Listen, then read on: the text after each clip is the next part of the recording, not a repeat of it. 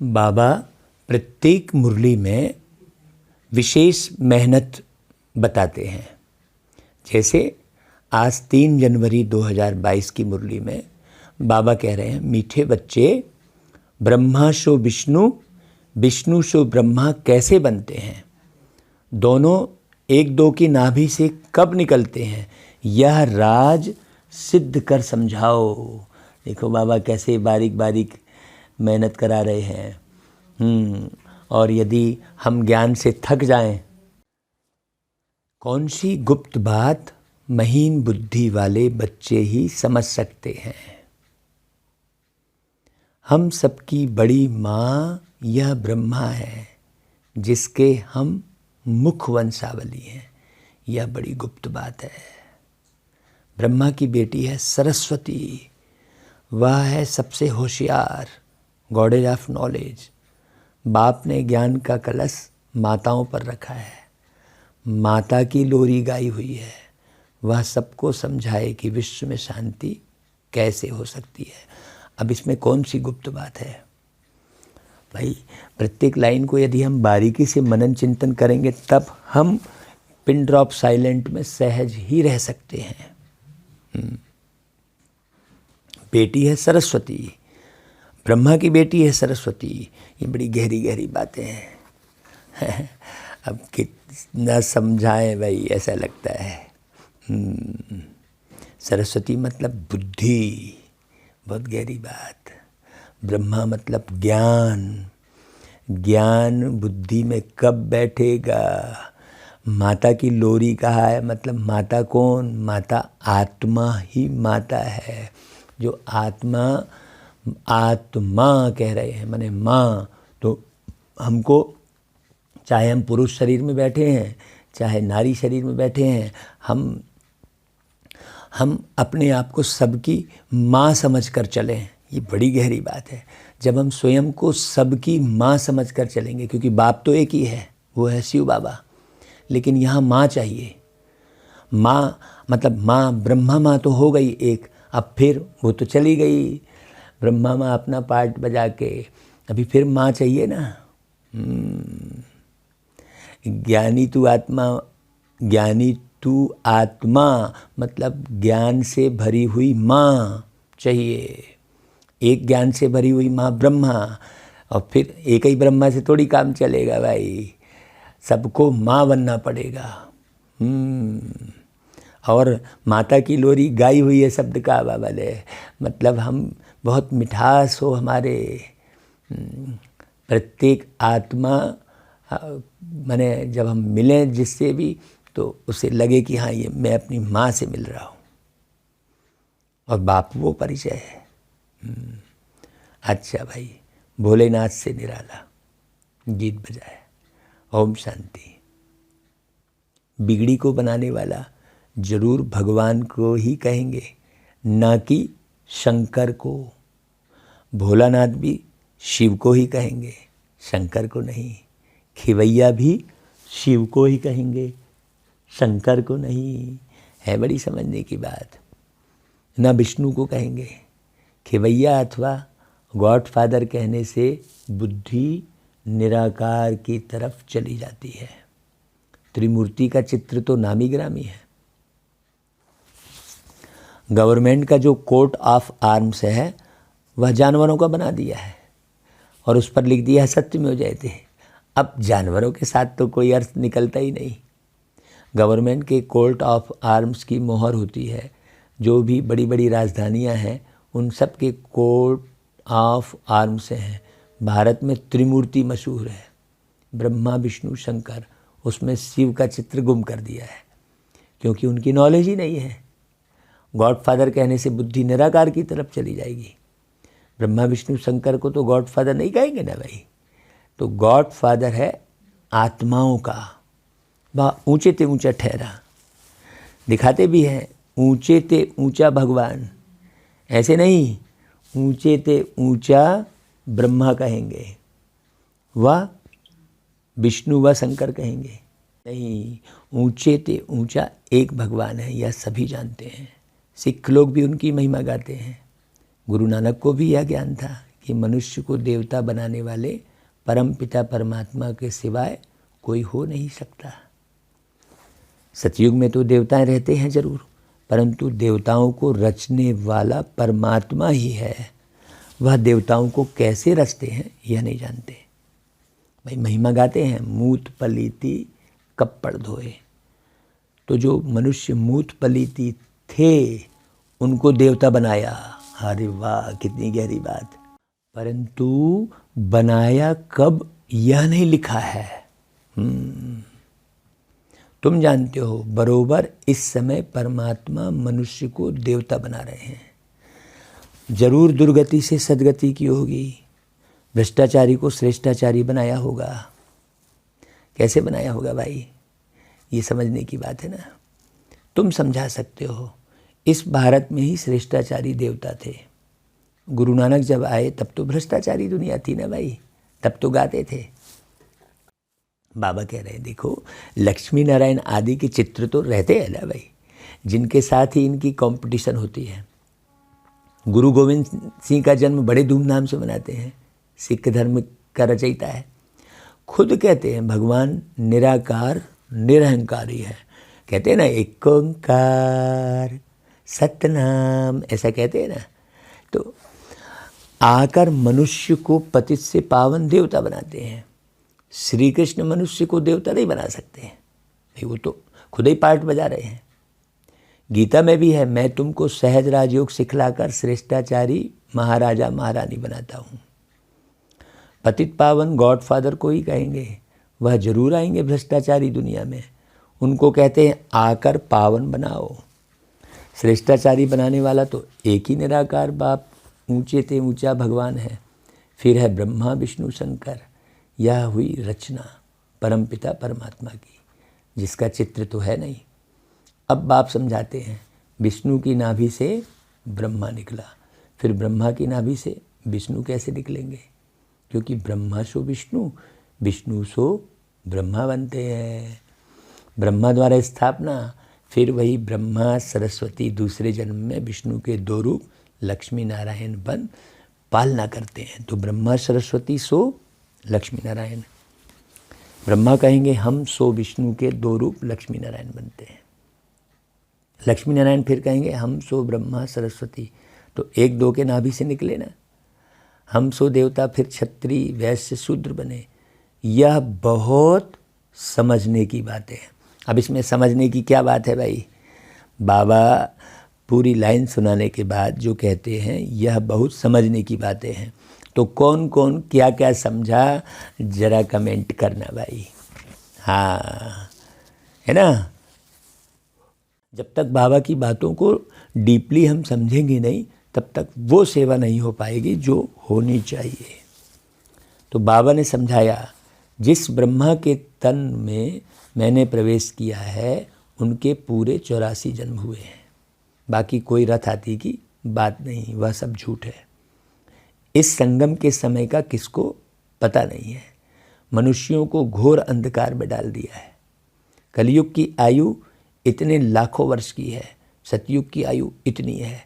ऐसी ऐसी बातें सुनाए घोर अंधकार में डाल दिया है। अब कौन इसके ऊपर प्रकाश डाले भाई। बाबा तो समझा रहे हैं, सारी दुनिया में बाबा जा जा के थोड़ी प्रकाश डालेंगे।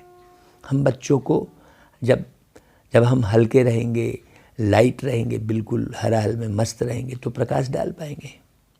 बाप कहते हैं मैं उन बच्चों के आगे सम्मुख होता हूँ जो मुझे पहचानते हैं, बाकी तो मुझे पहचानते ही नहीं हैं। वह समझेंगे भी नहीं कि यह कौन है। कोई बड़ी सभा में जाओ तो वह समझेंगे थोड़ी ही। तुम्हारे में भी मुश्किल ही समझते हैं, घड़ी घड़ी भूल जाते हैं। यह तो बड़े ते बड़ी हाईएस्ट अथॉरिटी है भाई। पोप का देखो कितना रिगार्ड रखते हैं। अब पोप कौन है, वह है क्रिश्चियन घराने का। यह है अंतिम जन्म। क्राइस्ट के समय से पुनर्जन्म लेते अब तमो प्रधान अवस्था में है, सभी पतित हैं। तो क्राइस्ट के समय से पुनर्जन्म लेते अब तमो प्रधान अवस्था में है, सभी पतित हैं। एक दो को दुख देते रहते हैं। बाप कहते हैं यह भी बना बनाया खेल है। तो ऊंचे से ऊंचा है निराकार भगवान, फिर ब्रह्मा विष्णु शंकर। ब्रह्मा द्वारा स्थापना, जिससे स्थापना होती है उनसे ही फिर पालना होगी। हाँ, तो इन ब्रह्मा सरस्वती को फिर लक्ष्मी नारायण बनना है। लक्ष्मी नारायण ही अभी आकर ब्रह्मा सरस्वती बने हैं। प्रजापिता की यह है मुख वंशावली। कृष्ण को प्रजापिता नहीं कहेंगे, इनका नाम ही है प्रजापिता ब्रह्मा। ब्रह्मा द्वारा जरूर ब्राह्मण चाहिए। बाप कहते हैं ब्रह्मा को अडॉप्ट करता हूँ, मुझे उनको ही ब्रह्मा बनाना है जो पूरे 84 जन्म भोग अभी अंतिम जन्म में है। ब्रह्मा तो एक ही होगा ना, या अपने जन्मों को नहीं जानते हैं। जैसे ब्रह्मा को बैठ समझाते हैं तो जरूर ब्राह्मण भी होंगे। ब्राह्मण हैं ब्रह्मा के मुख वंशावली। यह सब एडॉप्टेड चिल्ड्रन कुमार कुमारियाँ हैं। प्रजापिता के जरूर मुख वंशावली होंगे। यह बहुत समझने की बातें हैं। देखो, हर लाइन सुनाने के बाद बाबा एक लाइन बोल रहे हैं कि यह बहुत समझने की बातें हैं। मतलब हद की कोई बात नहीं कर रहे हैं बाबा, किसी व्यक्ति विशेष की बात नहीं कर रहे हैं, किसी देहधारी की बात नहीं कर रहे हैं, टोटल बात कर रहे हैं आत्माओं के लिए। हाँ, खुद समझाते हैं बाबा, मुझे बहुत जन्मों के अंत में आना पड़ता है। सतयुग में पहले पहले यह लक्ष्मी नारायण थे, जरूर इन्होंने ही 84 जन्म लिए होंगे, औरों ने जरूर कम लिए होंगे। या ब्रह्मा सरस्वती ही फिर विष्णु युगल बनेंगे। तो कितनी समझने की बातें हैं।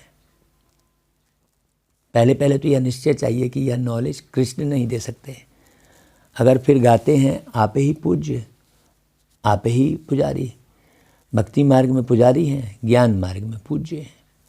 विष्णु के 2 रूप बरोबर पूज्य थे, फिर यह ब्रह्मा ही पुजारी बन विष्णु की पूजा करते थे।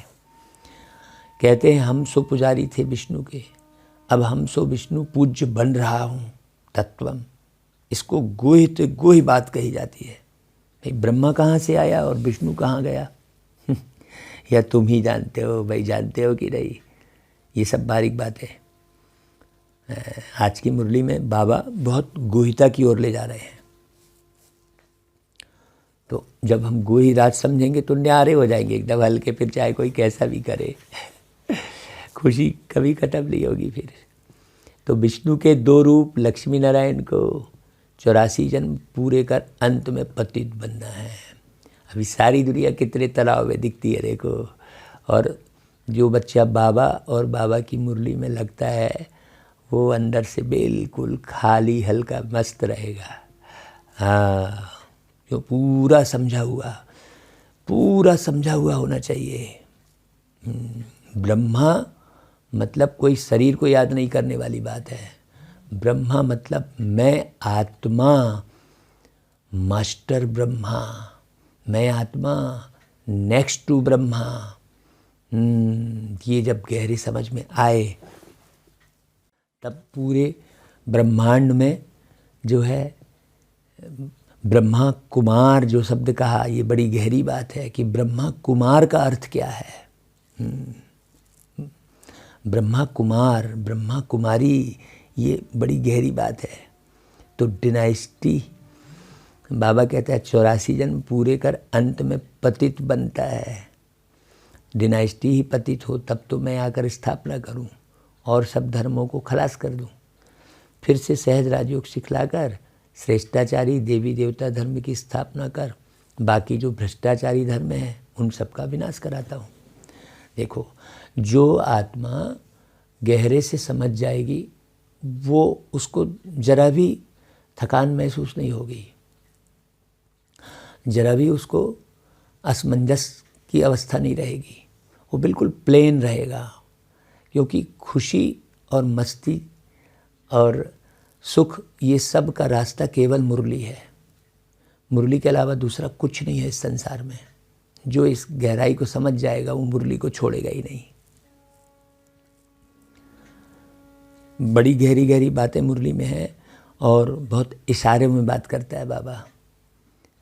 तो राम राज्य में दूसरा कोई धर्म होता नहीं, अभी सब धर्म है। भारत का असली धर्म है नहीं, वह फिर से स्थापन हो रहा है। चित्र भी है, त्रिमूर्ति के ऊपर शिव भी है, ब्रह्मा सरस्वती सो लक्ष्मी नारायण, वही राधे कृष्ण थे। राजधानी राधे की अपनी थी, तो कृष्ण अपनी राजधानी के थे। ज्ञान की सितार राधे के पास नहीं है। बड़ी गहरी बात सोचो। ज्ञान की जो वीणा है वो सरस्वती के पास दिखाई है। सरस्वती श्वेत वस्त्र धारणी दिखाई है। सेना भाई सरस्वती हंस वाहिनी दिखाई है। ये सब समझने की बातें हैं। सरस्वती नॉलेज से भविष्य में फिर राधे बनी है। सरस्वती को गॉडेज ऑफ नॉलेज कहते हैं। उनको जरूर बाप द्वारा नॉलेज मिली होगी ना भाई। तो सरस्वती है ब्रह्मा की बेटी, प्रजापिता ब्रह्मा है तो जगत अम्बा भी चाहिए। वास्तव में यह है गुप्त बात। यहाँ कोई साकार की बात नहीं है कुछ भी, ये आत्माओं की बात है। बाबा आत्मा देख के बात कर रहे हैं। तो भाई आप जब इसमें समझने के लिए आगे बढ़ गए मान लो, तो पूरा बढ़ चलो, पूरा बढ़ चलो, बढ़ते चलो, रिजल्ट बहुत बढ़िया निकल आएगी। बड़ी अम्बा तो यह ब्रह्मा है, इन द्वारा ज्ञान देते हैं माताओं को। बाबा कहते हैं कई भागंती हो जाते हैं। तो भागंती कौन होते हैं? जिनकी बुद्धि में भेजे में ये बात बैठती नहीं है, वो भागंती हो जाते हैं। बाबा कहते हैं वह बड़ी बेटी जगत अम्बा गाई जाती है। नहीं तो ब्रह्मा मुख द्वारा अडॉप्ट होते हो तो माता तो यह हो गई। होशियार में होशियार ब्रह्मा की बेटी सरस्वती है। वह कहाँ से आई? ब्रह्मा कोई स्त्री तो नहीं है, वह है ही प्रजापिता। भाई सारी प्रजा का पिता है तो फिर उनकी स्त्री कहाँ से आ जाएगी? बड़ी सोचने की बात है। तो वह है मुख वंशावली। बेटी जो कह रहे हैं वो मुख वंशावली है। यह ड्रामा भी अनादि बना बनाया है। तो गॉडेज ऑफ नॉलेज कौन है? सरस्वती है। अब रिलीजियस कॉन्फ्रेंस होती है, उसमें निराकार शिव बाबा तो जा नहीं सकते, ब्रह्मा को भी नहीं बिठा सकते। माता की महिमा है। सभी धर्म वालों की हेड माता होनी चाहिए। सभी की माता जगत अम्बा बैठ लोरी दे। बच्चे पैदा होते हैं माँ के द्वारा, तो जगत अम्बा सबकी माता ठहरी, तो सबको उनके आगे माथा झुकाना पड़े। माता समझा सकती है यह भ्रष्टाचारी दुनिया श्रेष्ठाचारी कैसे बने व इस भारत में शांति कैसे स्थापन हो। रावण राज्य में शांति तो हो न सके। शांति कहाँ से मिलती है? यह माता ही समझा सकती है। शांति धाम है निर्वाण धाम, यह है दुख धाम, और सतयुग है सुख धाम। तो सतयुग है सुख धाम, मतलब जो व्यक्ति सत्य पर रहेगा, सत्य पे चलेगा, वही सुखी होगा। तो बरोबर सतयुग में एक राज्य था, सुख शांति पवित्रता सब कुछ थी, अभी नहीं है। तो जरूर ड्रामा पूरा होगा ना भाई। झाड़ की भी आयु पूरी हुई है, देवताओं के भी 84 जन्म पूरे हुए हैं। 84 लाख जन्म तो हो ना सके भाई, 84 जन्म पूरे हो तब तो ये बात चल रही है। तो इस्लामी बौद्धी धर्म वालों को इतने वर्ष हुए तो फिर 84 लाख जन्म कैसे होंगे? बाल युवा वृद्ध होने में समय लगता है। 84 लाख जन्म हो तो फिर लंबा चौड़ा कल्प हो जाए।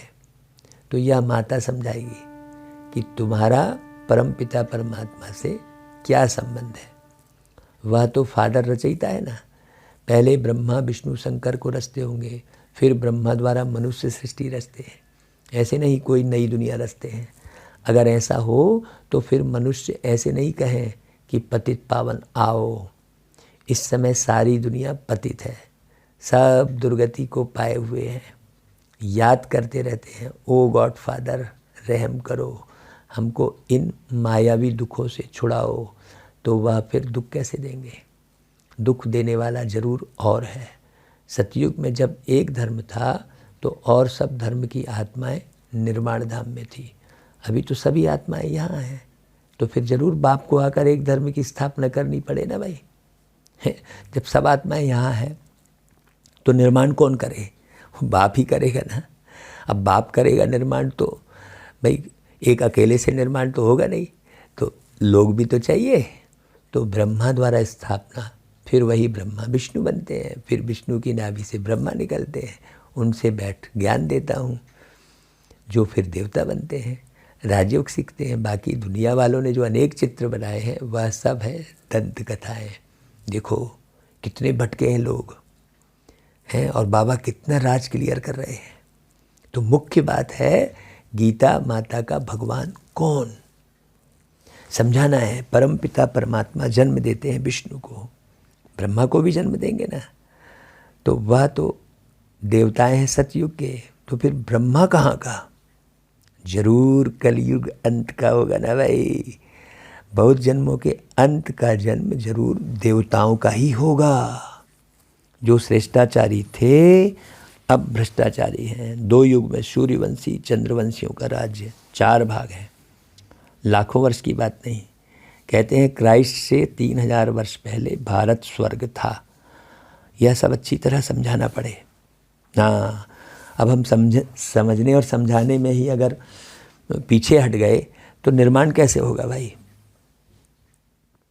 बाप कहते हैं यह सब एडॉप्टेड चिल्ड्रन है। अब विनाश सामने खड़ा है। भ्रष्टाचारी भारत को कोई मनुष्य श्रेष्ठाचारी बना नहीं सकता। बाबा ने समझाया है। तो जब देवताएं वाम मार्ग में जाते हैं तो फिर यह सन्यासी पवित्रता के बल से भारत को थमाते हैं। इस समय तो सब पतित बन गए हैं।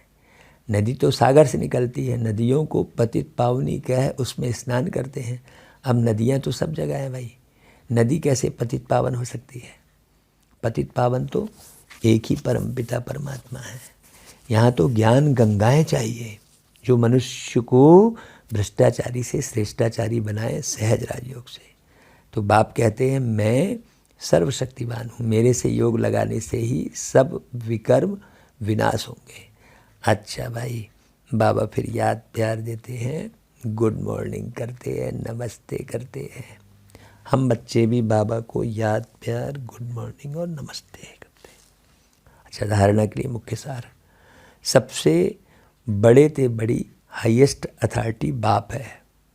उसे यथार्थ रूप से पहचान कर रिगार्ड रखना है। उनकी श्रीमत पर पूरा पूरा चलना है। बाप ने ज्ञान का कलश माताओं को दिया है, उन्हें आगे रखना है। वरदान, सब कुछ बाप हवाले कर, डबल लाइट रहने वाले बाप समान न्यारे प्यारे भव।